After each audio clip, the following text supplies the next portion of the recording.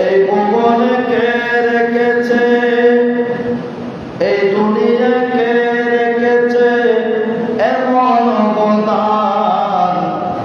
এই ভুবনে কে রেখেছে এমন অবদান।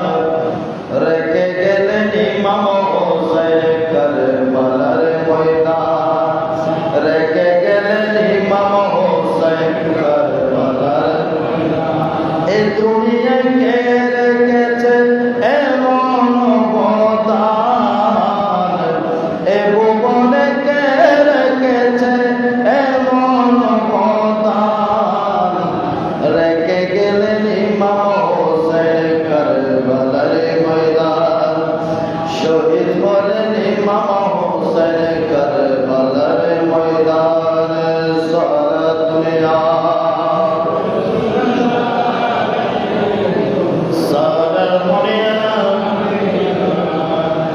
যে ছিল মৌলা আলীর আদরের সন্তান, যে ছিল মা ফাতেমার পরাণের পরাণ। যে ছিল মৌলা আলীর আদরের সন্তান, যে ছিল মা ফাতেমার পরাণের পরাণ। সেই কলিজাই করলো আঘাত, সেই কলিজাই করলো আঘাত এজিদ শয়তান। শহীদ হলো ইমাম হোসেন কারবালার ময়দান। শহীদ হলো ইমাম হোসেন কারবালার ময়দান। এ ভুবনে কে রেখেছে এমন অবদান। এ ভুবনে কে রেখেছে এমন অবদান। রেখে গেলেন ইমাম হোসেন কারবালার ময়দান। শহীদ হলেন ইমাম হোসেন কারবালার ময়দান।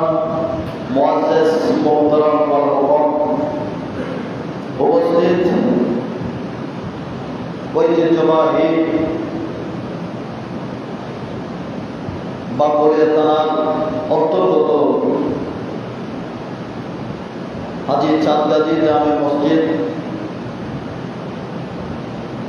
আজকে পবিত্র মুহররমুল হারাম মাসে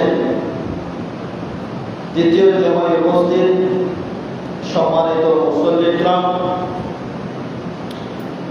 মাইকের আওয়াজ যতটুকু শোনা যাচ্ছে, পর্দানশীল মা ও বোনেরা, আমার সামনে বসা আমার বাবার সমতুল্য মুরব্বী বাবারা, নওজোয়ান ভাইরা, কচি কাছা জাদুমণিরা, রহমানি ওয়া রাহমাতুল্লাহি ফিদ দারাইন।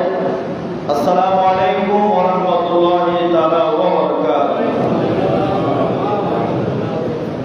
সর্বপ্রথম আল্লাহর দরবারে শুকরিয়া জ্ঞাপন করতেছি। আজ পবিত্র 18 মুহররম তথা ইসলামের সর্বশ্রেষ্ঠ পরিবার, যে পরিবার থেকে আলো বের হয়েছিল অন্ধকার জগৎ থেকে আলোর দিকে মানুষকে পদাঙ্কর করার জন্য, জান্নাতকে এগিয়ে দেওয়ার জন্য, যে পরিবার থেকে অসংখ্য কোটি কোটি লক্ষ লক্ষ ইমাম বের হয়েছে, সেই প্রতিষ্ঠানের একজন আওলাদ আলী ইবনে হুসাইন রাদিয়াল্লাহু তাআলা আনহু তথা জয়নাল আবেদীন রাদিয়াল্লাহু তাআলা আনহু আজকে শাহাদাতের বার্ষিকী উপলক্ষে আজকে পবিত্র জুমার মধ্যে যারা এসেছেন, আমরা সকলে আল্লাহর শুকরিয়া জ্ঞাপন করি। সাথে সাথে আমার নবীর দরবারে অসংখ্য গণিত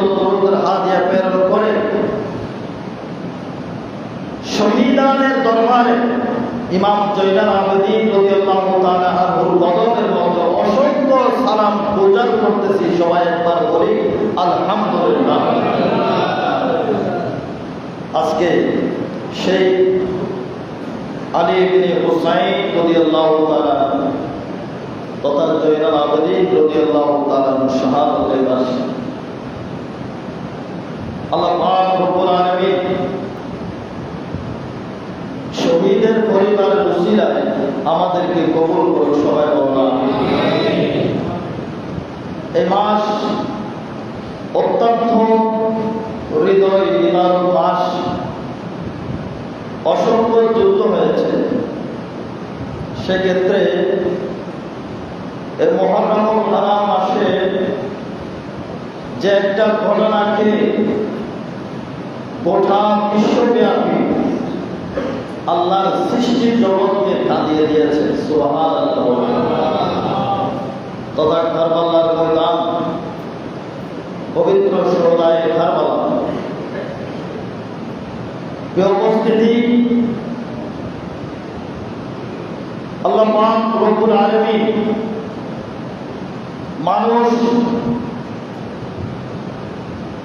মানুষদেরকে সৃষ্টি করার পরে আল্লাহ এক একজনকে এক একটা মকাম দান করেন। তার মধ্যে এই ইনসান খলাকাল ইনসান, এই ইনসান জাতি থেকে আল্লাহ পাক রব্বুল আলামিন কিয়ামতের ময়দানে জবাবদিহি করতে হবে, প্রশ্নের সম্মুখীন করতে হবে এবং জিন যারা রয়েছে তাদের থেকেও আল্লাহ দরবারের মধ্যে খাট করার মধ্যে দাঁড়াতে হবে। কথা বলতে চাচ্ছি, পবিত্র কোরআনুল কারীমের মধ্যে আল্লাহ পাক রব্বুল আলামিন ইরশাদ করেছেন, বিসমিল্লাহির রহমানির রহিম, ওয়াহাল্লাল্লাহু বাইআ ওয়া হারামাল রিবা। মানুষ সবার মধ্যে ব্যবসা বাণিজ্য করবে, বিভিন্ন মানুষের সাথে ওঠা বসা সব গুলো করবে, কিন্তু আল্লাহ বলেন আমি ব্যবসা, যে ব্যবসা রয়েছে, যা আল্লাহর বান্দারা ব্যবসা করেন, সেই ব্যবসাকে আল্লাহ হালাল করেছেন। সুবহানাল্লাহ। এবং সুদকে হারাম করেছেন। সেজন্য আমাদেরকে অবশ্যই হারাম না খেয়ে হালাল পথে যেতে হবে। আলহামদুলিল্লাহ। আল্লাহ কেন বললেন হালাল ইনকাম, হালাল রুজি রোজগার লক্ষ লক্ষ কোটি কোটি বরকত রয়েছে। সুবহানাল্লাহ। সেজন্য এই পারিবারিক শিক্ষা আমরা যখন রিসার্চ করি, এগুলো কোথায় পাওয়া যায়? কারবালার ময়দানে পাওয়া যায়। সুবহানাল্লাহ। কারবালার ময়দান এবং শাহাদাত এমনি হয় নাই, এটা অনেক কিছু বিস্তারিত হয়েছে। কেন হয়েছে? মানুষ হক, যেটা হক, এটা মানতে পারতেছে না। মানুষদেরকে হারামের দিকে ঠেলে দিতেছে। সেই মুহূর্তে বীর মুজাহিদ ইসলামকে, ইসলামের পতাকাকে ধরে রেখেছেন। হযরত ইমাম হুসাইন রাদিয়াল্লাহু তাআলা আনহু উৎসাহ দিয়ে বলে সুবহানাল্লাহ। আপনারা দেখেন এভাবে হারাম না খেয়ে হালাল পথের মধ্যে যারা ওইভাবে প্রতিবাদ করে, তারা পৃথিবীর ময়দানে, পৃথিবীর জমিনের মধ্যে তারা বেশিক্ষণ প্লাস্টিক করে না। তাদের উপর সবসময় মানুষের খুব লাগে। সেজন্য ইমাম আলী মাকাম, ইমাম হুসাইন রাদিয়াল্লাহু তাআলা উনি সত্যের জন্য জীবন দিয়েছেন, নিজের পরিবার জীবন দিয়েছে, এমনকি আল্লাহর পথে পতিত হওয়ার জন্য মানুষকে এগিয়ে দেওয়ার জন্য ইনি শাহাদাত বরণ করেছেন। ইনি শাহাদাত হয়েছেন। শাহাদাত হওয়ার পরে হযরত ইমাম হুসাইন রাদিয়াল্লাহু তাআলা আনহু इन्हीं बोलते से ये मकाम है मकाम हो, यहाँ वो रोज करो तो यहाँ शीश नहीं आएगा तो मुसल्ला में नजर नहीं आएगा। सुभान আমার আল্লাহকে বললেন, আল্লাহ তুমি আমাকে কিছুক্ষণ আগে আমি শাহাদাত হয়েছি, এই শাহাদাতের মধ্যে এত মজা এত তৃপ্তি আমি পেয়েছি, আল্লাহ তুমি আমাকে আবার জান দাও, আমি আবার শহীদ হব। আল্লাহ তুমি আমাকে আবার জান দাও, আমি আবার শহীদ হব। যতবার জান দেবে ততবার আমি কোরবানি হব, শাহাদাত হব তোমার প্রেমে, তোমার মজবুত প্রেমের মধ্যে। যত বড় পরীক্ষা হোক না কেন আমি হোসাইন আপনার শাহাদাতের জন্য আমি নির্বিদায় রাজি হয়ে গিয়েছি। সুবহানাল্লাহ। আল্লাহর রাস্তার মধ্যে তারা পেয়েছে বিদায়। আজকে কোটি কোটি মানুষ কিয়ামত পর্যন্ত তাদের সেই ঘটনা সেই ইতিহাস বলতে থাকবে। মানুষ বলে বলে চোখের পানি ফেলবে, এমনকি সেই চোখের পানি উঠিলে আল্লাহ পাক রব্বুল আলামিন জান্নাতের আলা মাকাম দান করবেন। সুবহানাল্লাহ। আল্লাহুম্মা সাল্লি সাইয়্যিদিনা মাওলানা মুহাম্মদ ওয়া আলা আলি সাইয়্যিদিনা।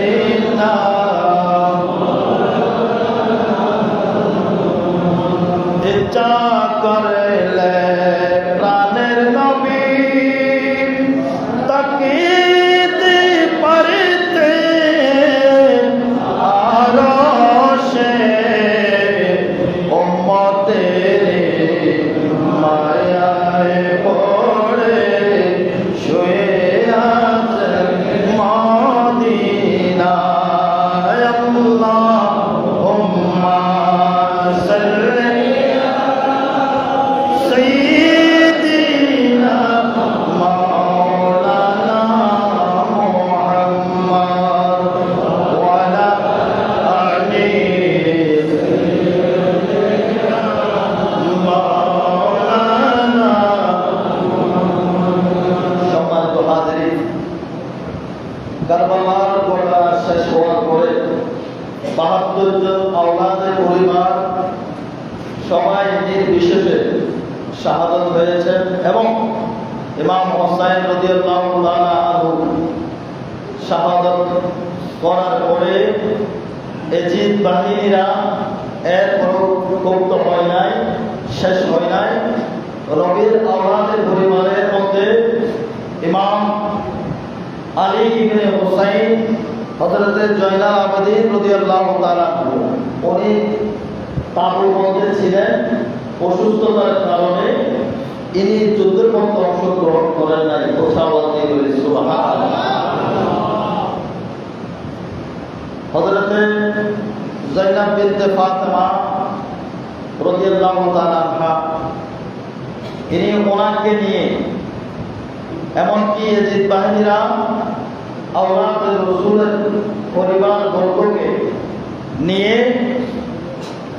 কুফার জমিনের দিকে নামিত হচ্ছেন। হযরত ইমাম হুসাইন রাদিয়াল্লাহু তাআলা আনহু ওনার সেই সর মুবারক বল্লমের মধ্যে নিয়ে এরা জড়িয়ে কোথায় যাচ্ছে? এজিদের দরবারের দিকে যাচ্ছে। হযরত ইমাম জয়নাল আবেদিন ওনাদের হাতের মধ্যে বেড়ে যাওয়া হয়েছে। কলিজার টুকরা ফুফিজা হযরত যায়েনাব বিনতে ফাতেমা নবীর আওলাদের পরিবারকে নিয়ে যাচ্ছেন কোথায়? এজিদের দরবার নিয়ে যাচ্ছেন। এক একটা মানুষ এক এক কথা বলতেছে। সেইগুলো সমাপ্ত হওয়ার পরে হযরতে ইমাম জয়নুল আবেদিন রাদিয়াল্লাহু তাআলা মসজিদের মধ্যে বললেন, আজকে জুমার দিনে হযরতে ইমাম জয়নুল আবেদিন রাদিয়াল্লাহু তাআলা ওনার কিছু বক্তব্য রাখবে। সুবহানাল্লাহ। এজিদ বললেন, না, ওনাকে বক্তব্য দেওয়া হবে না, কারণ এদেরকে আমি সসম্মানে কোথায় পাঠিয়ে দেব, মদিনায় পাঠিয়ে দেব। কিন্তু হুসাইন, আলী ইবনে হুসাইন রাদিয়াল্লাহু তাআলা তথা জয়নুল আবেদিন রাদিয়াল্লাহু তাআলা কোনো বক্তব্য দিতে পারবে না, কোথায়? মসজিদে।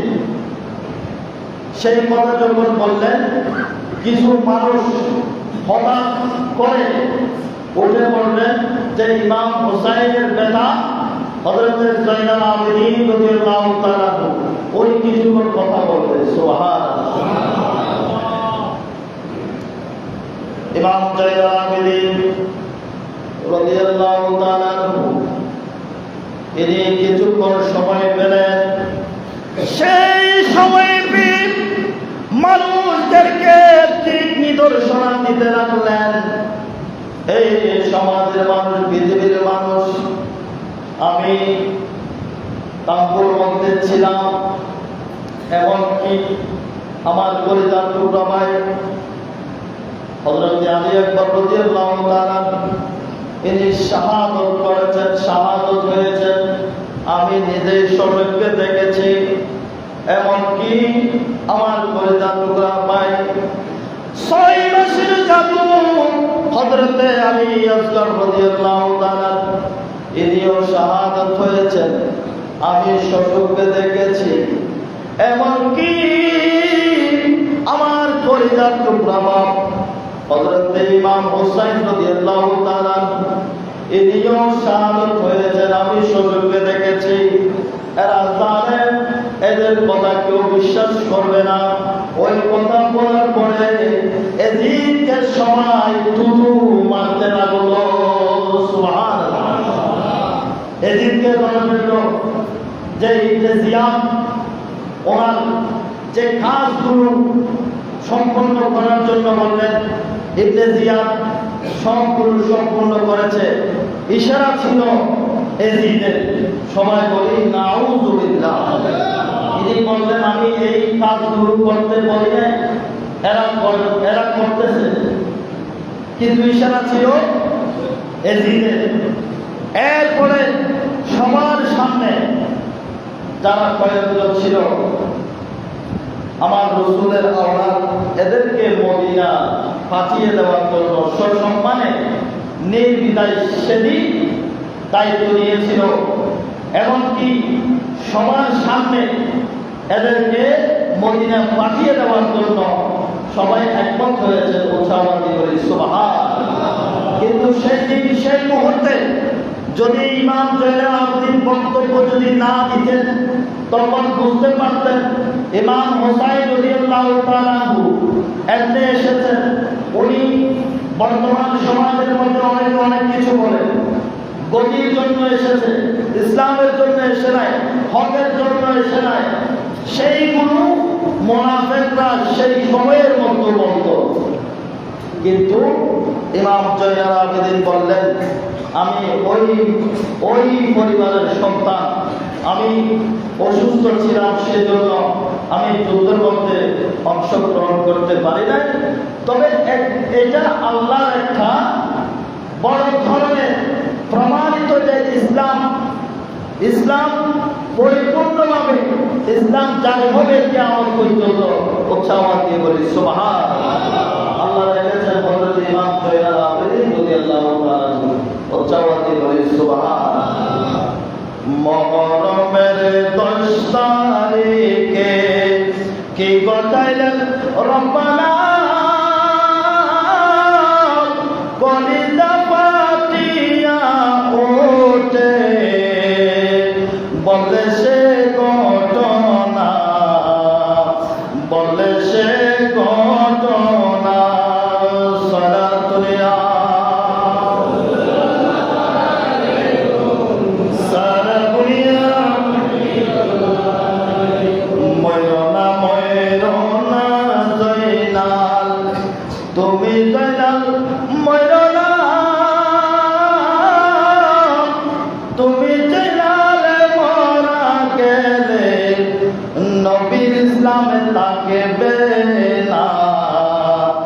নবীর ইসলাম থাকবে না সারা দুনিয়া,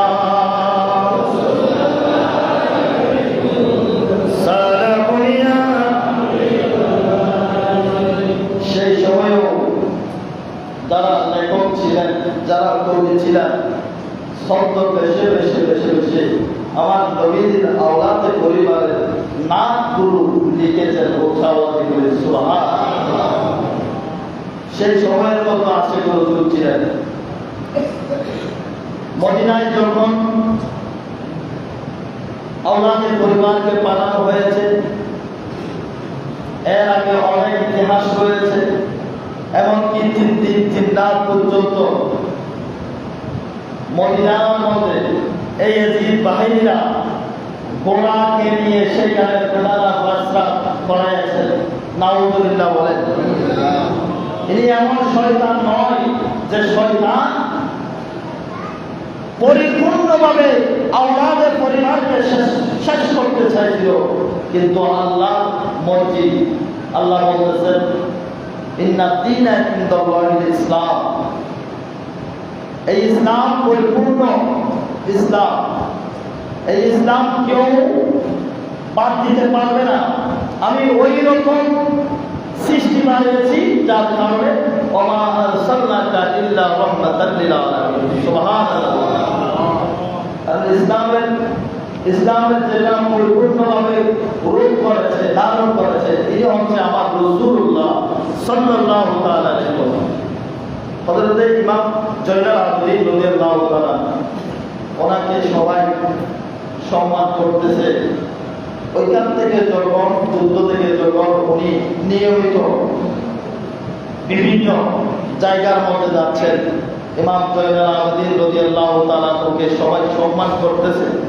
এমনকি পরিপূর্ণভাবে উনি জীবন যাপন করতেছে। হযরত আলী ইবনে হুসাইন তথা জয়নুল আবেদিন রাদিয়াল্লাহু তাআলা, উনি একজন দার্শনিক ছিলেন এবং ওনার নাম সাজ্জাদ ছিলেন। উনি এমন ইবাদত করতেন, রাতের বেলায় উনি নামাজ পড়তে থাকতেন আর দিনের বেলায় উনি রোজা রাখতেন। সুবহানাল্লাহ। এমন ইবাদতী ছিলেন। সেই জন্য আবেদের মধ্যে, পৃথিবীর মধ্যে অনেক আবেদ রয়েছে। জয়নুল আবেদিন এটার নাম একটা হয় নাই, এটা আল্লাহর পক্ষ থেকে এসেছে। উনি কুলাবিরু, আল্লাহকে বেশি চিনতেন, জানতেন, এই জন্য ওনাকে শ্রেষ্ঠতম আবেদ বলা হয়েছে। উচ্চারণটি বলে সুবহানাল্লাহ। ওনার কৃতি গ্রন্থ রয়েছে, উনি সাজ্জাদিয়ার নামকরণ করেছেন। এমনকি সাংস্কৃতিক বিভিন্ন রূপে উনি সামাজিক, রাজনৈতিক, অর্থনৈতিক সবগুলো উনি পরিপূর্ণ করেছেন ওনার স্টেজের মধ্যে বসে। উচ্চারণটি বলে সুবহানাল্লাহ। সমাজের মধ্যে উশৃঙ্খল সে থাকতে দেয় না। কেউ যদি উশৃঙ্খল করে তার বিরুদ্ধে তখন সেই মুহূর্তের মধ্যে বিচার হয়েছে। ইনি বলতেছেন আমি ওই পরিবারের সন্তান, যে পরিবার কোনদিন জুলুম অত্যাচার শিখেনি। সেজন্য ইমাম জয়নুল আবেদিন রাদিয়াল্লাহু তাআলা উনি আস্তে আস্তে ধীরে ধীরে ওনার গ্রন্থকার মাধ্যমে মানুষদেরকে পৌঁছে দিতে লাগলেন যে ইমাম হুসাইন রাদিয়াল্লাহু তাআলা সত্যের জন্য, আল্লাহর দ্বীনকে পরিপূর্ণ করার জন্য জীবন দিয়েছে। উচ্চারণটি বলে সুবহানাল্লাহ।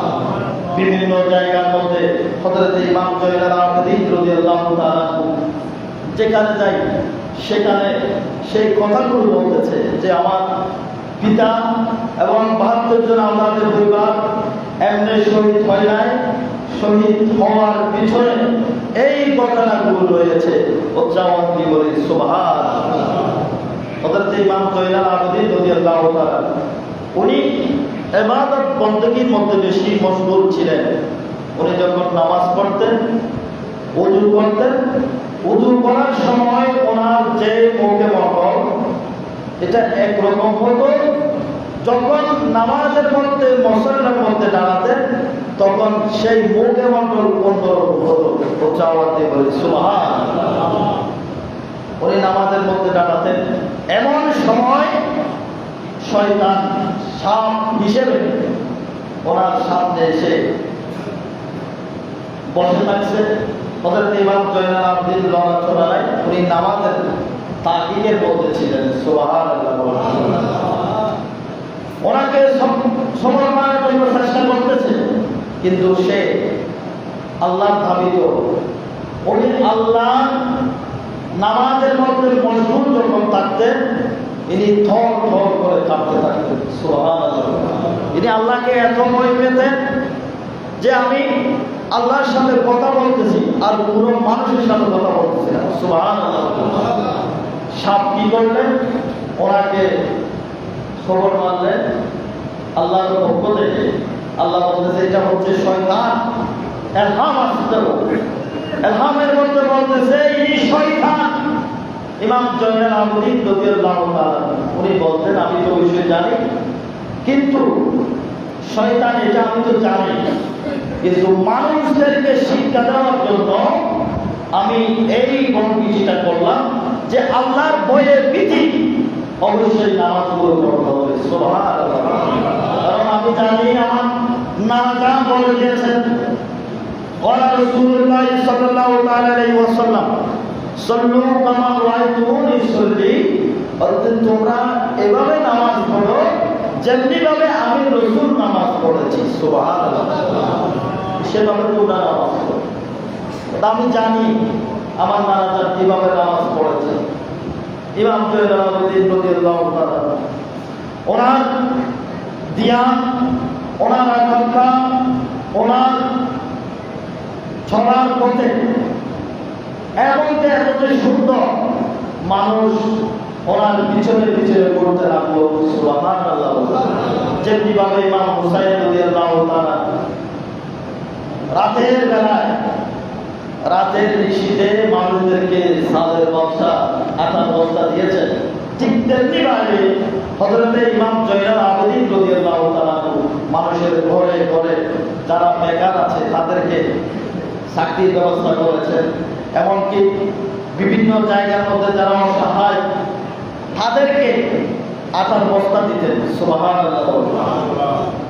উনি এমনকি যেই বেলা ডুবা যখন জবে হতো, মুরগি যখন জবে হতো, উনি বলতেন আগে এই পশুকে তোমরা পানি খাওয়াইছো কিনা।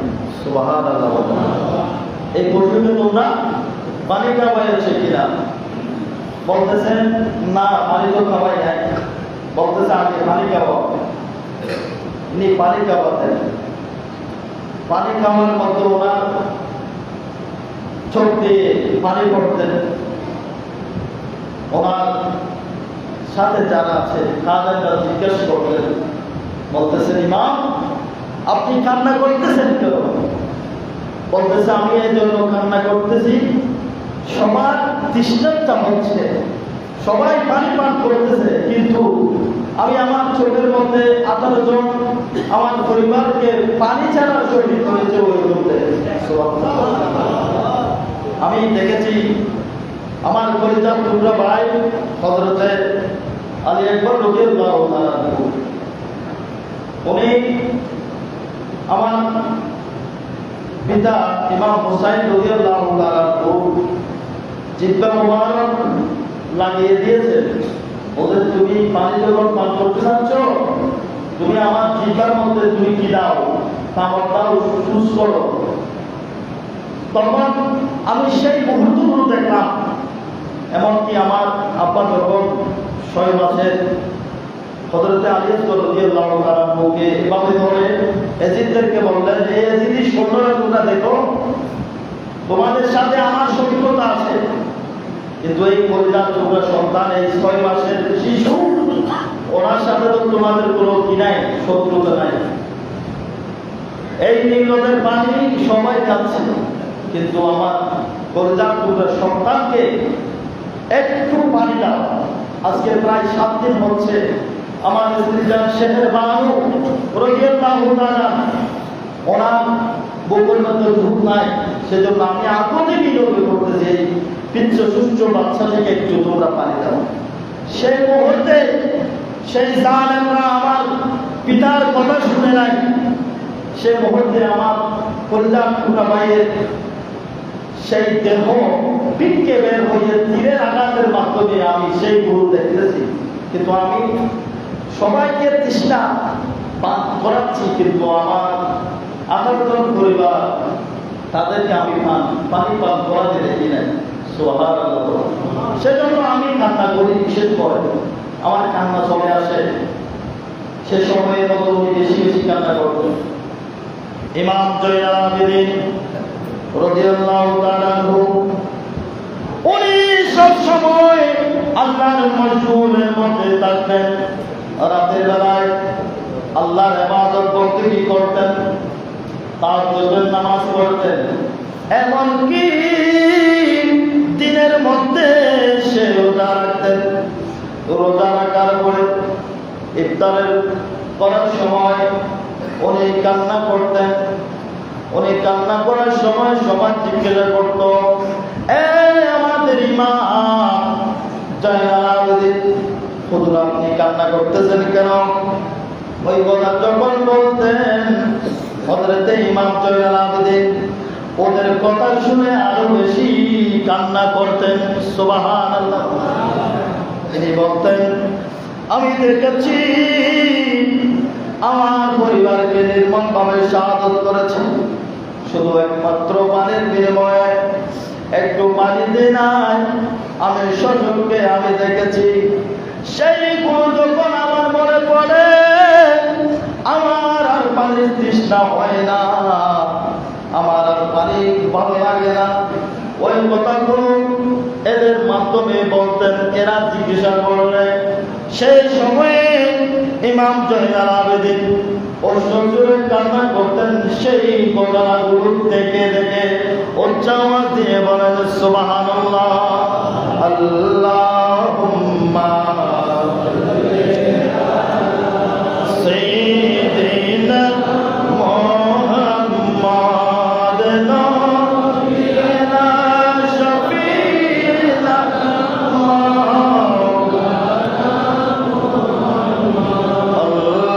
আল্লাহুম্মা সাল্লি আলা মুহাম্মাদ নবিয়িনা মাওলানা। তোমাকে চাকি যদি একবার আল্লাহ, আমাকে কাছে টানো বারে বারে। তোমাকে যদি ডাকি একবার আল্লাহ, আমাকে কাছে টানো বারে বার। যদি পথ ভুলে যাই আমাকে দিও তাই, দিও দিশা এইটুকু আবদার আল্লাহ, আমাকে কাছে টানো বারে বার।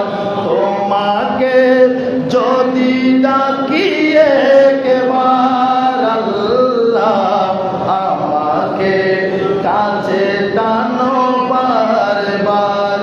সালামিয়া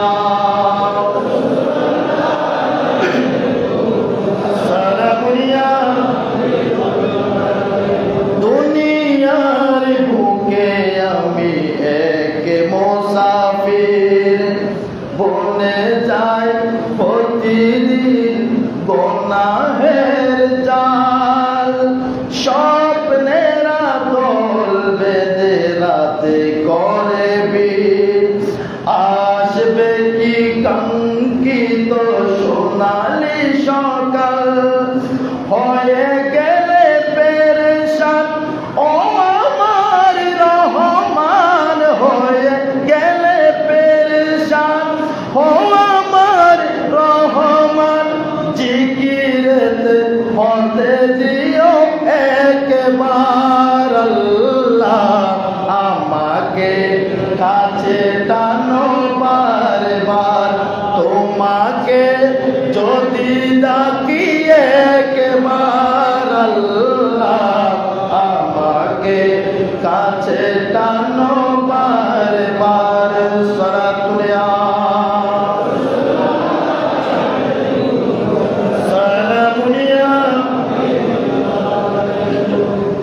আলহামদুলিল্লাহ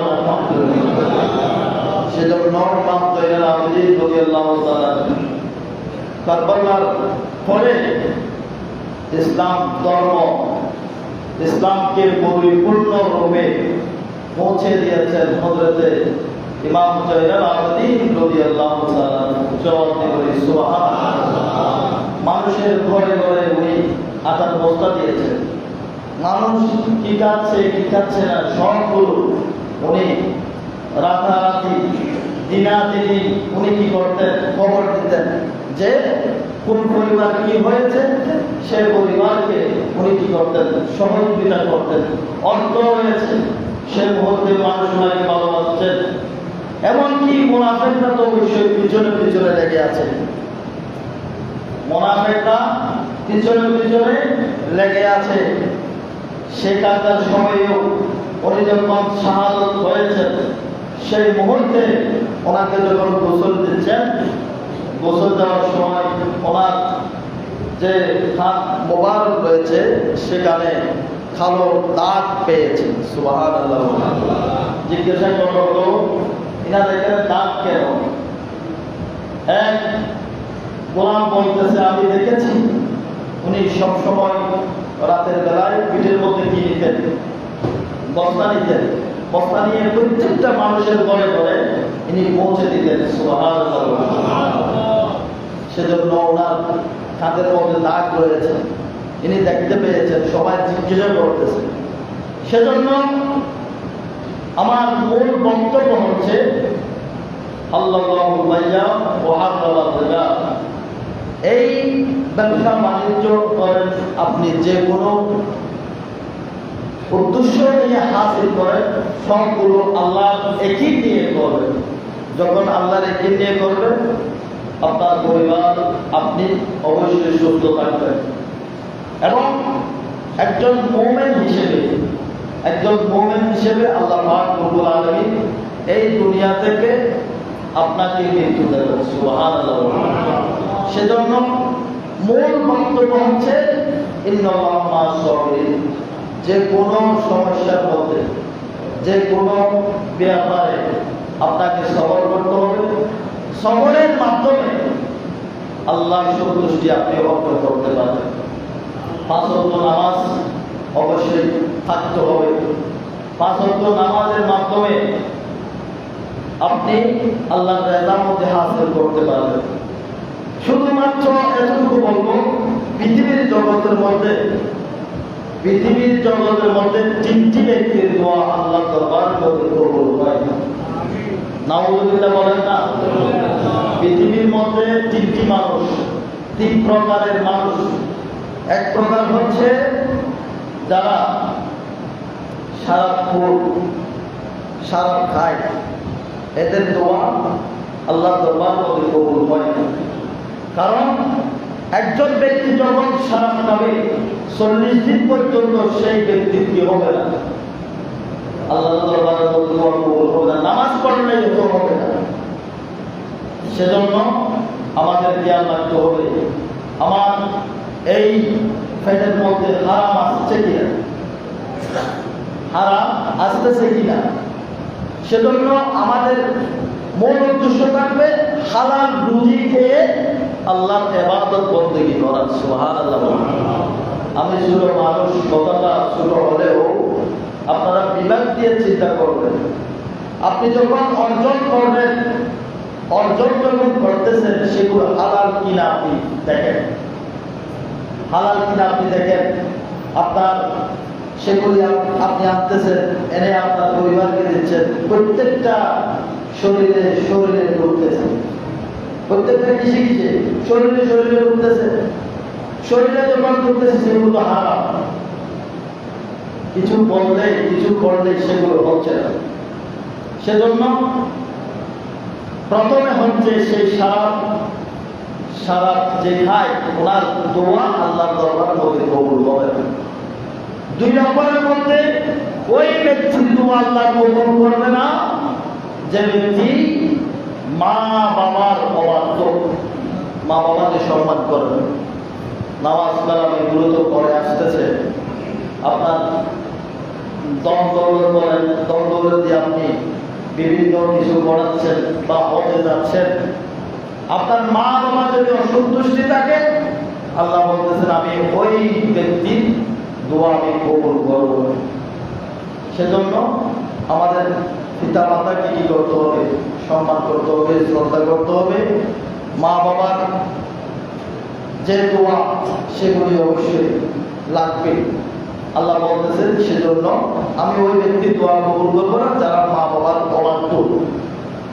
আজকে জুমাবার এই ঈদের দিনে অনেকে আমরা মা বাবাকে সালাম দিই। এটা তো ঈদের দিন আমাদের জন্য, গরিবের জন্য। আমার নবী বলেছেন এটা ঈদের দিন।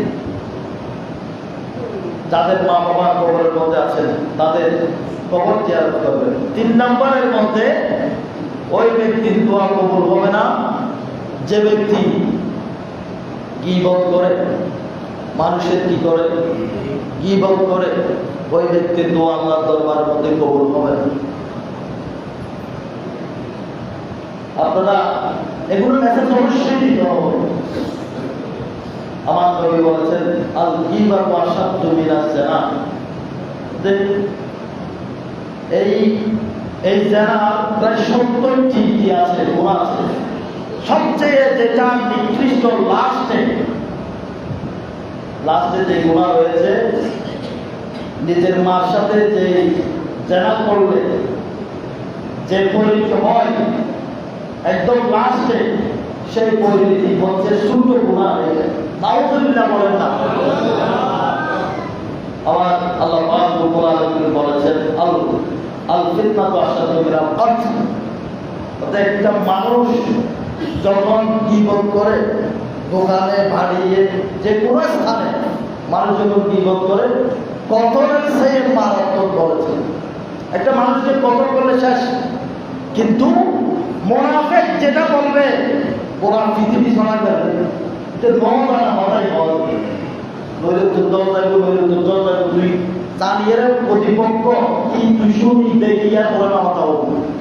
এটা হতা হবে মানে ফলে যেটি ন জানে এটা হতা হইতে পারে। এটা হচ্ছে জীবন মারাত্মক। এই জীবন আমাদেরকে বর্জন করতে হবে।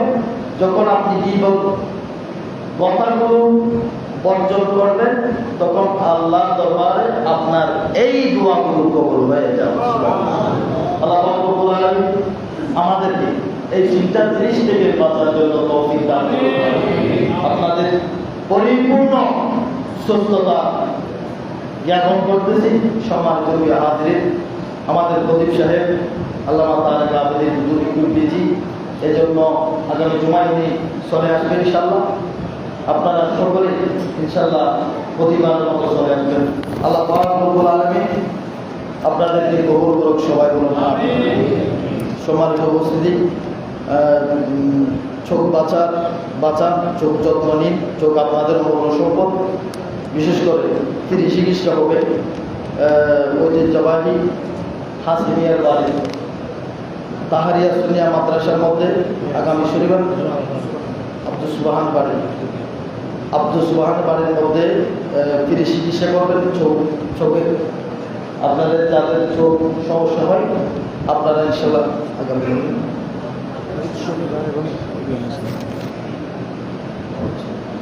শনিবার সময় বিকাল 4টা থেকে রাত 9টা পর্যন্ত আপনারা ওইখানে যারা চোখের মধ্যে সমস্যা আছে ওনারা দেখাতে পারবেন।